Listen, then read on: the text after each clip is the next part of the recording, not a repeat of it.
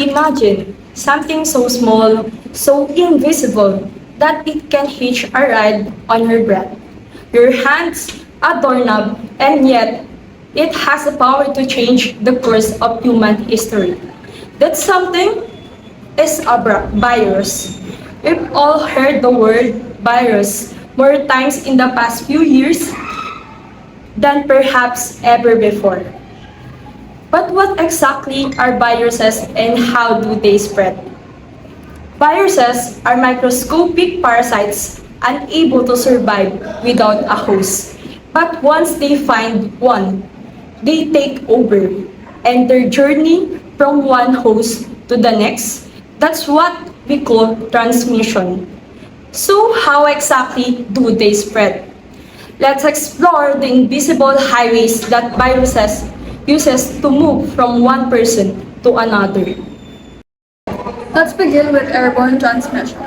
Arguably the most well-known disease, viruses like influenza and COVID-19 travel in tiny droplets that we release, that we breathe, talk, cough, or sneeze. These droplets hang in air, especially in closed spaces.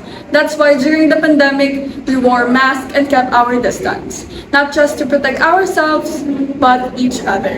Aerosols, a particle smaller than a droplet, remain suspended in air for long periods of time, making ventilation crucial in preventing airborne transmissions. Second, direct contact like hug, handshake, or even touching someone's skin.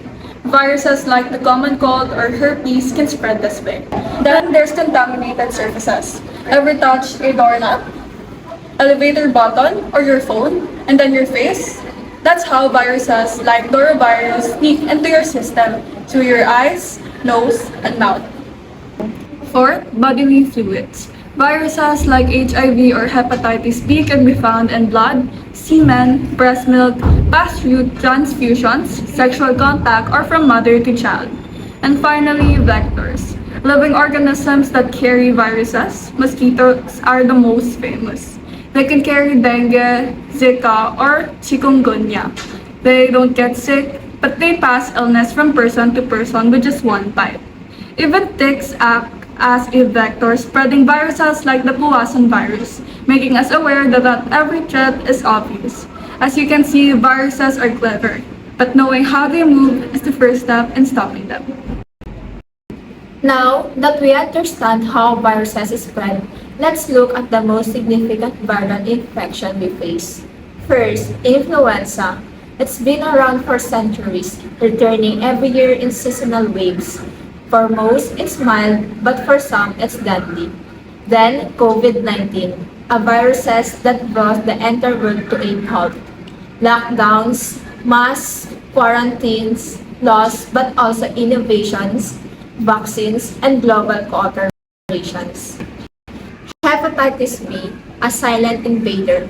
Many people don't even know they have it until their liver is already damaged. HIV, once a death sentence, now a manageable contagion. It transformed not just healthcare, but our conversations around identity, stigma, and compassion. Dengue, widespread in tropical countries like the Philippines. It fills hospitals during rainy seasons, and it's on the rise as the climate change. And lastly, rabies, rare but terrifying.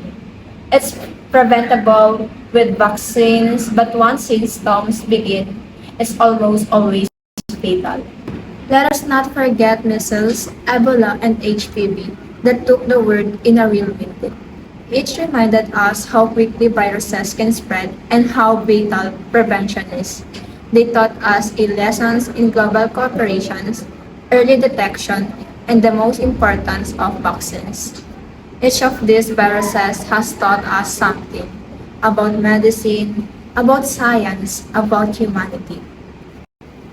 But in every outbreak, pandemic, or epidemic, there are those who rise to the challenge: nurses and healthcare workers.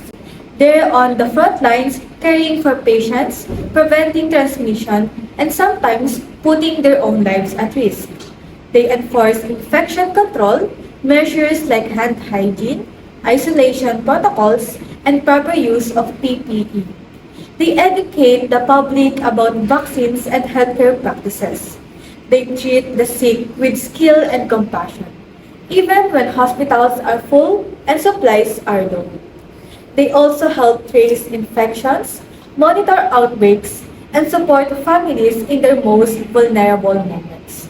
During the COVID-19 pandemic, many of them never saw their families for days or for weeks.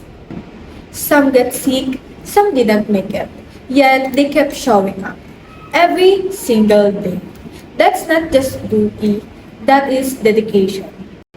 Health literacy saves lives. People need to know how viruses spread, how to prevent them, and what symptoms to watch for. In rural areas, needs spread faster than facts. That's why nurses, teachers, and community leaders play a huge role. Because when just one person understands and shares truth, it creates a ripple of protection across family, neighborhoods, and the entire community. Nurses and healthcare workers are not just caregivers.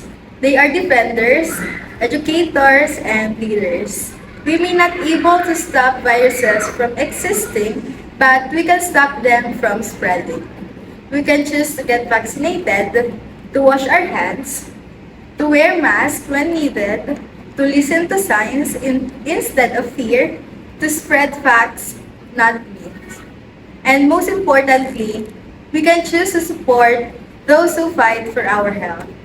Our nurses, our doctors, or our health workers. Viruses will always exist, but how we respond, that's up to us. Support science, support healthcare workers, support each other, because in the battle against invisible enemies, knowledge is our power, compassion is our weapon, and unity is our great shield.